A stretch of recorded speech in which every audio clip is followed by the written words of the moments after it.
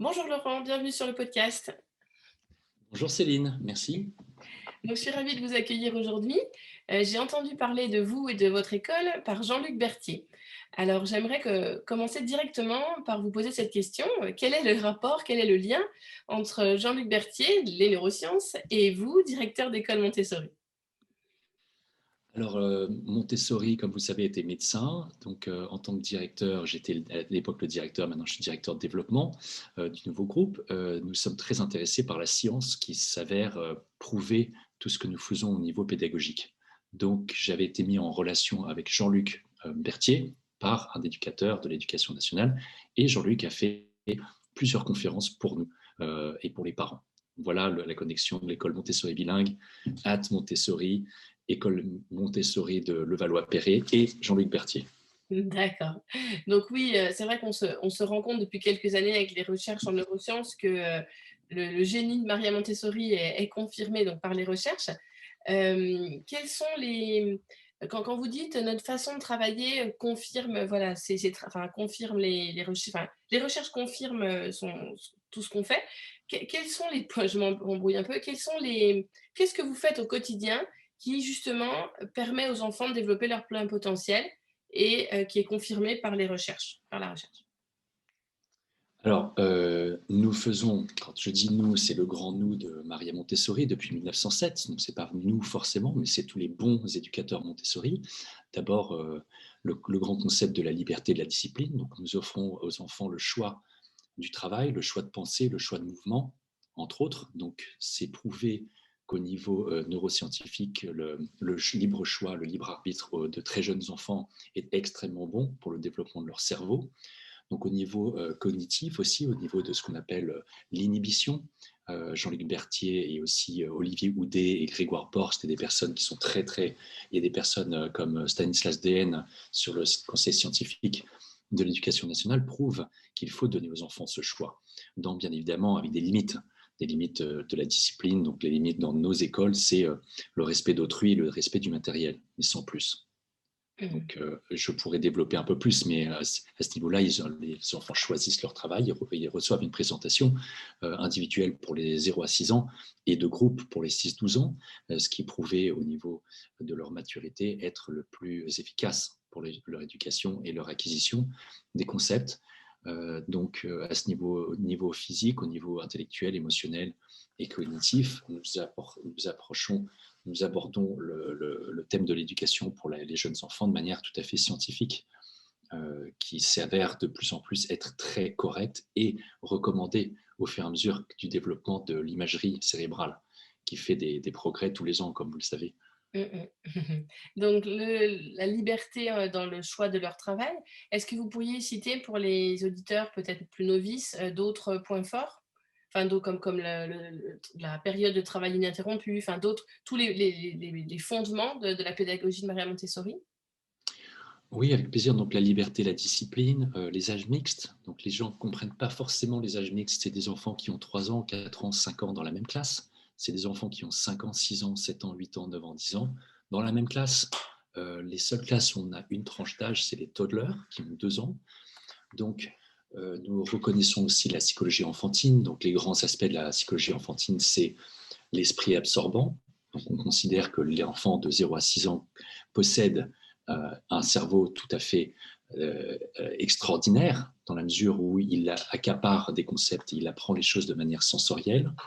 Donc, il absorbe l'environnement. Ce n'est pas ce qu'on peut appeler un apprentissage à proprement parler, mais une absorption de l'information et de l'environnement qu'il y a autour de lui. Nous reconnaissons les tendances humaines comme la curiosité ou l'exploration ou le sens de l'ordre. Les très jeunes enfants sont obsédés par l'ordre. Donc nous reconnaissons cela dans l'organisation du matériel. Le matériel et les éducateurs sont attractifs pour l'enfant. Donc on attire l'enfant vers le travail. L'enfant peut répéter autant de fois qu'il veut ce travail, ce qui, en conséquence, développe sa concentration de manière tout à fait directe. C'est un enfant qui n'est pas un enfant roi du tout, c'est un mythe de Montessori, c'est un enfant qui sait ce qu'il aime, et c'est un enfant que nous respectons comme un individu unique. Tous les enfants, on considère que chaque enfant a son propre programme de développement, et de manière naturelle, et nous respectons et nous suivons et nous observons les enfants. Donc on observe et nous mettons en place ensuite l'environnement qui sciera le mieux au développement et aux apprentissages et aux actions de cet enfant dans la classe. Donc, entre autres, je pourrais continuer, mais Oui, ça oui. va très loin. Et un autre point fort de vos écoles, c'est l'anglais. Donc voilà, ce sont des écoles bilingues. Est-ce que vous pouvez nous dire pourquoi c'était aussi important pour vous, de laisser cette place à l'anglais dans vos écoles? Pourquoi l'anglais a une place aussi importante? Simplement parce que ma mère, qui est la fondatrice de l'école en 1972, avec l'aide de Henry Kissinger et de l'ambassadeur américain Watson à l'époque, ma mère est américaine. Donc, quand elle a fondé l'école, elle parlait beaucoup moins bien français qu'aujourd'hui. Elle a même fait la formation en français. C'est à ce moment-là qu'elle a rencontré la directrice de l'ISMM d'ailleurs. Et elle a été formée à Washington, D.C. Par Margaret Stevenson, qui est la référence que je vous donnerai à la fin de ce podcast. Mais il était essentiel pour ma mère que les enfants parlent anglais. Donc, elle a eu beaucoup de succès au niveau du bilinguisme. Et ça continue aujourd'hui. Nous avons environ 50% des familles qui sont franco-françaises et 50% internationales. Et c'est un énorme compliment quand deux parents français viennent me voir et dire ma fille parle mieux anglais que moi ou mon fils parle mieux anglais que moi à l'âge de 4 ans et demi ou 5 ans et demi. On ne peut Mmh. pas garantir le bilinguisme, mais c'est à 90% sûr que l'enfant comprenne extrêmement bien l'anglais et ou le parle couramment. Les Mmh. enfants sont, comme vous savez, extrêmement perfectionnistes, beaucoup plus perfectionnistes que nous, et on sait, avec l'esprit absorbant, peuvent justement apprendre une langue et l'absorber de manière tout à fait naturelle et sans effort. Donc, c'est très, très important. Le bilinguisme est très important pour nous. Ouais. J'en ai conscience aussi, enfin, j'en ai pris conscience il y a 5 ans à peu près et même si voilà, je suis française, mon mari aussi, on fait tout pour nos filles, pour qu'elles puissent être au contact d'américaines, d'anglaises, pour justement, être bilingues un jour. C'est important, c'est important. Et puis les rapports humains aussi, bon, au niveau du développement du cerveau, il est prouvé que les bilingues, d'apprendre plusieurs langues très jeunes est extrêmement bon pour la plasticité du cerveau, entre autres. Et puis aussi, tout simplement, pour avoir des rapports avec 3 fois plus de personnes dans le monde. Par exemple, je ne sais pas, voyager, comprendre les subtilités du langage. Et qui dit langage dit être humain. C'est quand même, en ce qui me concerne, ce qui fait l'énorme différence entre un animal et un être humain, c'est le langage et la capacité de se parler et de d'écrire aussi selon les époques. Voilà. Oui, c'est vrai que c'est dommage de se limiter avec une seule langue. Et Oui. comment les enfants deviennent bilingues, dans vos écoles? Est-ce qu'il y a une éducatrice, française, une éducatrice, anglaise ou américaine? Alors, il y a à tout moment 2 éducatrices ou éducateurs dans la classe. Donc, il y a une anglophone et une francophone. Mmh. C'est donc une expérience tout à fait immersive, à la différence d'autres écoles qui se disent bilingues. On est véritablement complètement bilingue, car nous avons au meilleur de ce que nous pouvons faire au niveau du staff, mais on a une anglophone et une francophone à tout moment qui discutent et qui parlent. De surcroît, il y a des enfants, donc, comme je vous disais, des communautés Mmh. internationales et des communautés françaises.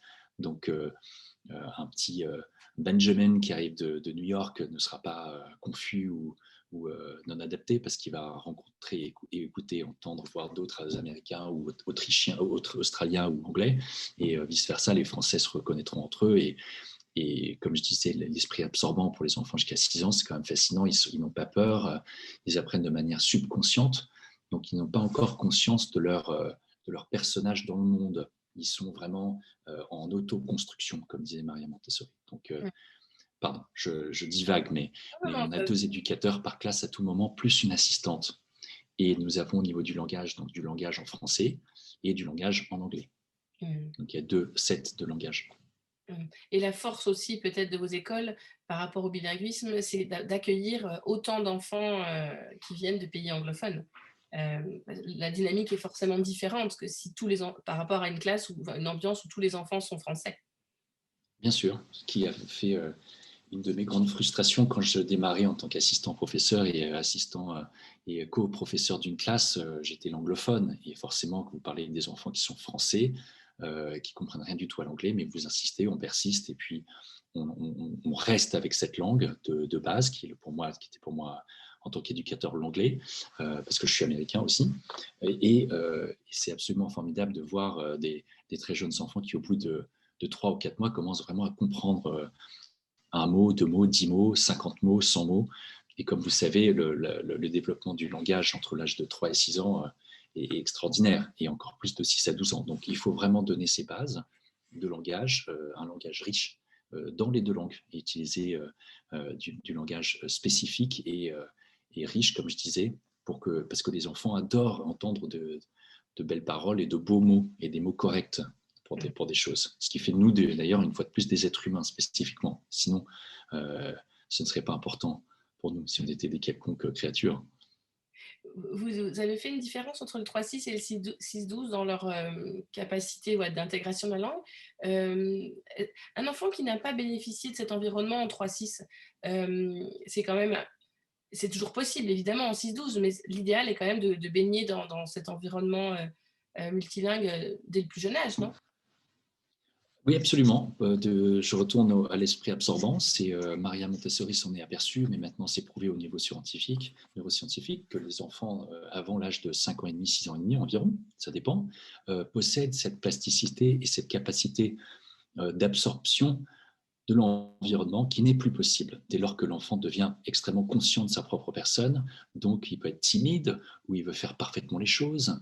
Et à l'époque de l'esprit absorbant, de 0 à 6 ans, donc, de manière tout à fait universelle. Montessori avait étudié ça en Afrique, en Inde, dans plein de pays d'Europe, donc c'est quand même une étude très très poussée d'anthropologues.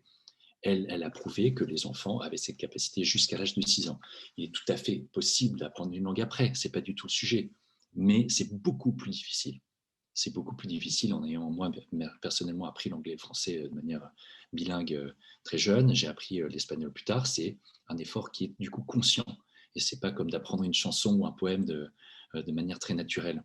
Donc, je fais beaucoup de métaphores avec la musique parce que pour des jeunes enfants, c'est comme une chanson qu'ils apprendraient ou une comptine, et non pas une langue à part entière à apprendre. Oui. Voilà. Et ils ont donc l'esprit absorbant fait que l'enfant est constamment en éveil extrême, je dirais, de son ouïe et de ses sens. Donc il apprend à travers ses sens, il n'apprend pas à travers le cerveau et de manière abstraite, jusqu'à l'âge justement de cet âge, pas fatidique, mais cet âge clé qui est de 5 ans et demi, 6 ans et demi environ, selon les personnages. Mm. Et tout ce que vous faites là dans ces écoles, est-ce que pour vous, tout ce travail est reproductible dans des écoles publiques ou privées sous contrat? Alors, ce serait pour le bilinguisme absolument, pourquoi pas. Il suffirait d'avoir 2 professeurs au lieu d'un, ce qui est d'ailleurs un des souhaits de Jean-Michel Blanquer, d'avoir moins d'élèves en maternelle et plus de langues, etc. Donc, je crois qu'il y a eu pas mal d'allers-retours sur cette question du bilinguisme, qui était un petit peu absurde de dire que ce n'est pas optimal pour les enfants d'apprendre une deuxième langue, ce qui est absurde. Mais au niveau du matériel Montessori, alors là, c'est un choix pédagogique et un budget, mais sachant les budgets de l'éducation nationale, nous sommes bien en deçà des budgets d'éducation nationale pour des classes. On m'a confirmé encore l'autre jour qu'une classe pour les 6 à 12 ans, le budget par élève est de 23 000 euros par an, alors que nous facturons moins de 15 000 euros par an, alors qu'il y a 2 professeurs dans la classe, une assistante et le matériel Montessori dans des quartiers, dans des très beaux quartiers de la capitale. Donc, on a beaucoup de chance, effectivement. Mais effectivement, ce serait tout à fait... Alors, ce serait reproductible pour répéter ce que vous dites, si, bien évidemment, l'approche est bienveillante, ce qui est le cas dans beaucoup d'écoles publiques et pas forcément le cas dans des mauvaises écoles Montessori. Ça, je tiens vraiment à le préciser. Il y a des très mauvaises écoles Montessori. Il y a de très, très bonnes écoles publiques. Donc, ce n'est pas du tout le débat avec moi aujourd'hui. Avant, j'étais beaucoup plus fervent là-dessus. Mais dès lors que l'éducateur, l'éducatrice comprend que les jeunes enfants savent mieux ce qu'il leur faut que nous, les adultes, alors là, oui, je veux bien vous dire que c'est reproductible dans la mesure où le grand plan de l'univers n'est pas dessiné dans une tablette en marbre et qu'il y a un programme spécifique à faire pour l'année, alors que nous, en tant que montessoriens, le programme spécifique, c'est l'enfant lui-même. Ouais. Donc, en ayant été éducateur 3, 6, 0, 2, pardon, 2 ans et de 3, 6 et de 6, 12, Ça, c'est notre grande part de responsabilité, c'est d'accepter que chaque enfant est différent. Et dans une classe de 24 enfants, il y a 24 programmes d'éducation différents. Mmh.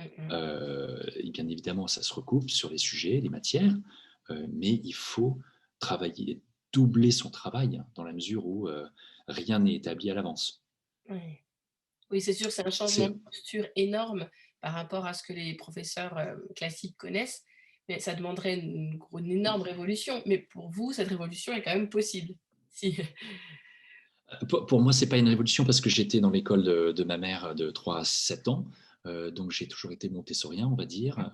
J'ai fait 2 formations Montessori. Ça fait 10 ans que je travaille dans l'école, 6 ans dans la classe. Donc, pour moi, c'est comme disait Montessori, la révolution, c'est de questionner plutôt l'inverse, de dire avec ses enfants handicapés à l'époque, en 1907, 8, 9, elle questionnait plutôt le système de l'éducation traditionnelle, de dire vos enfants qui ont leur pleine capacité ont les mêmes notes que les miens qui étaient à l'époque, on aurait pu les définir comme autistes ou handicapés mentaux ou avec des besoins spécifiques, pour ainsi dire. Et c'est la question que moi je pose encore aujourd'hui. Je vois bien que l'enfant est universel. C'est pas parce qu'il est montessorien ou dans l'école traditionnelle ou riche ou pauvre ou privé ou public. C'est qu'un enfant, c'est un enfant, c'est une personne. 10% des enfants ont des besoins spécifiques, au bas mot. Ça, c'est quelque chose dont on ne parle pas aujourd'hui. Et on le voit bien dans la société. Et de dire qu'on respecte l'unicité et l'infini potentiel de l'enfant. Et on le croit du fond de son cœur, dans son fort intérieur, on voit l'enfant comme le futur Albert Einstein ou le futur Barack Obama ou le futur Elon Musk. Et si on a cette conviction dans son cœur, alors là, oui, c'est tout à fait reproductible dans n'importe quelle structure d'école, parce qu'au final, ce sont les éducateurs qui sont au contact des enfants, et non pas les politiciens. Oui. Et donc les éducateurs et l'environnement, ça serait possible de faire évoluer les choses, plus rapidement et plus en profondeur? Oui, je pense si les personnes commencent à comprendre que Montessori n'est pas une secte et que c'est pas du tout l'enfant roi et qu'il n'y a pas de règles ou de discipline, c'est tout l'inverse. Le terme d'éducation alternative pour Montessori est une faute d'expression parce que il y a rien d'alternatif dans Montessori. C'est alternatif au système traditionnel, soit, mais Montessori était d'abord médecin et non pas éducatrice. Et c'est pour ça qu'elle a pu observer plein d'écoles et aborder le sujet de l'éducation ou de la pédagogie, de termes qu'elle détestait d'ailleurs. Elle a appelé ça plutôt une aide à la vie, parce qu'elle observait des jeunes enfants, d'abord plutôt des jeunes enfants que des plus âgés, ça c'était plus tard avec son fils, mais comme des plantes ou comme des organismes biologiques, comme vous le savez. Donc plus on lit Montessori, plus on apporte ça du point de vue scientifique, et c'est justement ça qui, moi, me passionne en tant que montessorien, c'est l'universalisme et l'empirisme de ces recherches. Et elle était jusqu'au bout de son dernier souffle, elle était toujours en recherche. C'était un laboratoire d'observation. Ce n'était pas un programme à établir ici ou là. La vie pratique change dans une école Montessori à Tokyo que celle d'une école Montessori à New York ou de Paris. La vie pratique, c'est ce fameux matériel de vie pratique qui fait que l'enfant va s'adapter à l'environnement, est complètement différent en Chine qu'en Inde.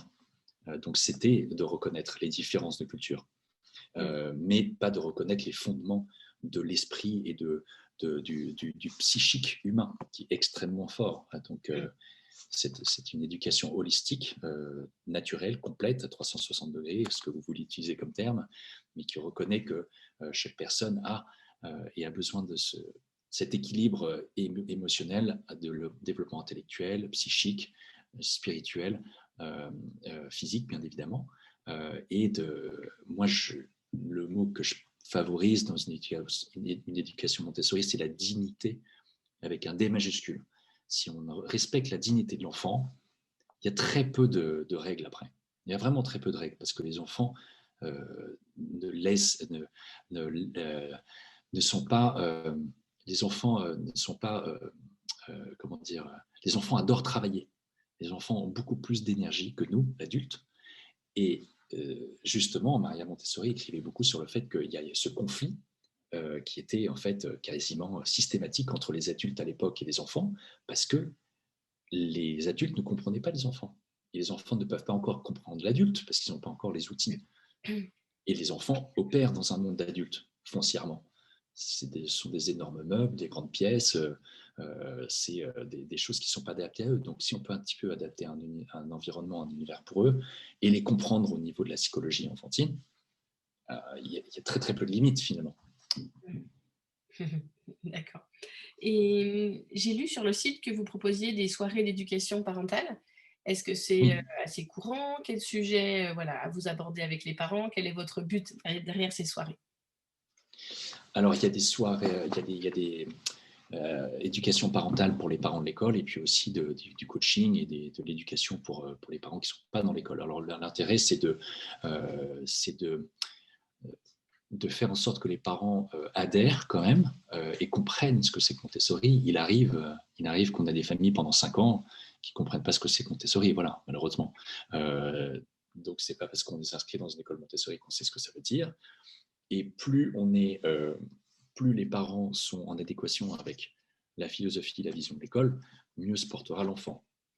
Pour avoir été mis dans une école dans laquelle mes parents ne croyaient pas, je peux vous dire qu'il n'y a rien de pire pour un enfant, il n'y a rien de plus confus à n'importe quel âge, de 0 à 18, que d'être dans un environnement où les parents ne sont pas d'accord, ou tel a tort, ou ceci est super. Voilà.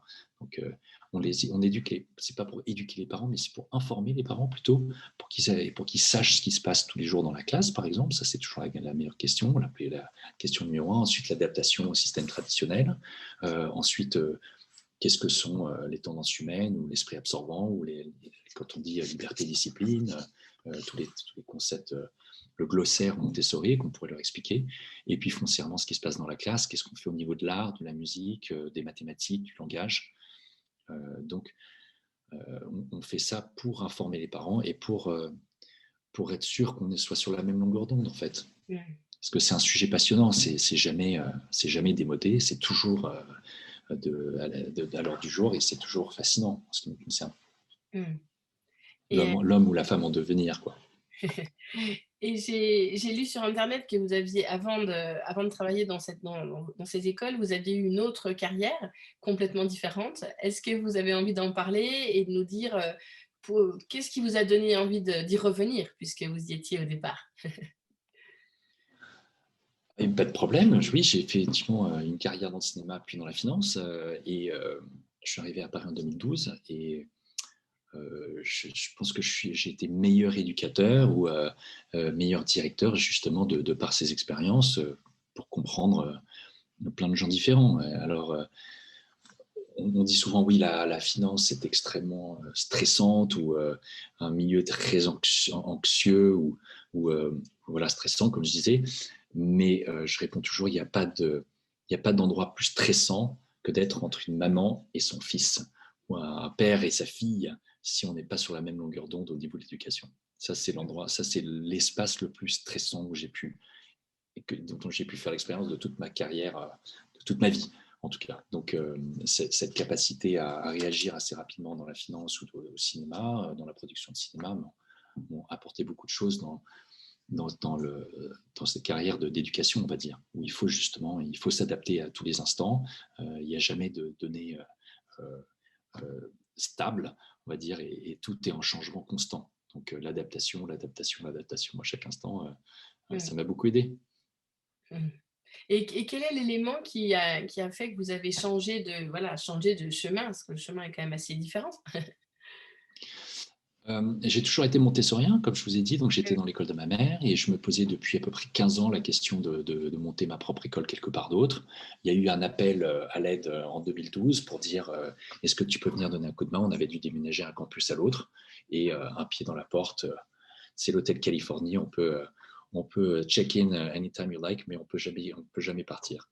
Et de fond en comble, j'ai fait une formation à Londres, puis 2. Donc ça fait à peu près, j'ai été formé pendant à peu près 7 ans d'affilée, en plus du travail dans l'école de tous les jours. Donc, c'est quelque chose qui me plaît énormément, et plus j'en apprends, plus je suis humble aussi devant ce qui me reste à connaître. Voilà. Donc je suis très très content du changement. D'accord. Comme je sais que votre temps est compté, on va terminer par les 3 questions habituelles. Est-ce que vous aimeriez partager avec les auditeurs un livre? Alors, le livre que je recommande aux auditeurs, c'est le livre de Dr Angeline Lillard, qui s'appelle La science derrière le génie de Maria Montessori, La science derrière le génie. Ce qui est formidable avec ce livre, vous pouvez le lire chapitre par chapitre, pas forcément d'une traite. Il est extrêmement clair. Il est extrêmement clair, droit, empirique. Elle est pas neuroscientifique, elle est psychologiste, psychologue de l'éducation. Et elle publie en permanence des recherches qui sont faites sur des dizaines de milliers d'élèves aux États-Unis et partout dans le monde. Et on vient de faire une conférence avec elle il n'y a pas longtemps d'ailleurs. Et c'est un livre absolument formidable. Donc oui, Dr Angeline Lillard, Lillard. Oui. Je crois que ce livre a déjà été conseillé.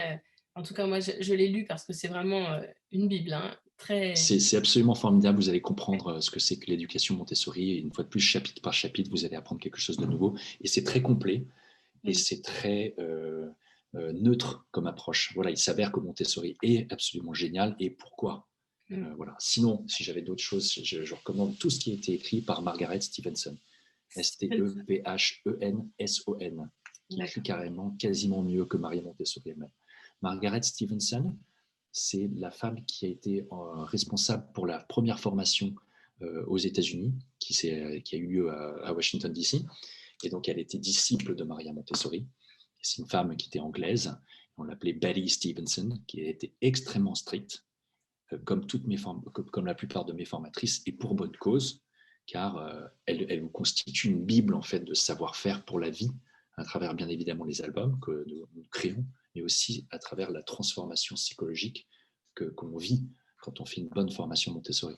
Ça, c'est sûr. Donc, tout ce qui a été écrit par Margaret Stevenson, les 12 petits livres verts, par exemple, ça, c'est plutôt... c'est très dur à trouver, mais ils sont extraordinaires. Dur à trouver, d'accord. Mais ça vaut le coup de les trouver. Ouais. Et une citation? Alors, une citation. N'aidez jamais un enfant avec une tâche pour laquelle il a l'impression qu'il peut compléter tout seul. Donc, en anglais, never help a child with a task at which he feels he can succeed. Donc, n'offrez jamais d'offres superficielles à un enfant. Court. Court mais efficace. Ouais. Et on va terminer par un coup de cœur ou un coup de gueule au choix. Au choix, alors je vais faire coup de cœur quand même, on ne va pas terminer sur un coup de gueule. Coup de cœur, c'est dans la classe 3-6, quand un enfant qui, pendant 6 mois, on a l'impression qu'il ne fait pas grand-chose, qu'il est toujours en train d'observer ceci, cela, et au bout de 6 mois, il vient me voir et il me dit Laurent, tu sais, je voudrais faire un exercice de vie pratique assez compliqué avec une pipette ou autre chose. Et c'était la 2e ou 3e année de ma carrière d'éducateur Montessori, et il a parfaitement fait cette activité. Et le coup de cœur, c'est au niveau du fait que j'ai dû restreindre mes larmes, car j'étais tellement content et heureux de le voir en train de se concentrer et de répliquer et de reproduire cette présentation qu'on s'était efforcé de lui montrer qu'il ne voulait pas recevoir. Donc, la conclusion de ça, c'est rencontrer l'enfant là où il est, dans sa maturité, dans son esprit, dans sa dignité, dans son psychique. Rencontrer-le là, au lieu d'essayer de le forcer à faire des choses. Les enfants adorent travailler, ils adorent apprendre des choses, ils adorent prouver ce qu'ils savent aussi. Donc ça, c'est quelque chose qu'on met de côté aussi, qu'il n'y a pas d'examen ou de devoir dans Montessori. Ce n'est pas vrai du tout. Et on est constamment en train de les tester avec la leçon en 3 temps. Et les enfants veulent toujours partager les choses qu'ils savent. Par contre, ils ont le droit de les partager avec leurs amis, ce qui développe le langage, la cognition, le bilinguisme, la coopération. Et ça en va. Mais voilà, c'est moi qui digresse aujourd'hui. Voilà, je ne sais pas si ça a été instructif pour vous. Mais... Merci pour cette belle conclusion. Je vous en prie, Céline, avec plaisir.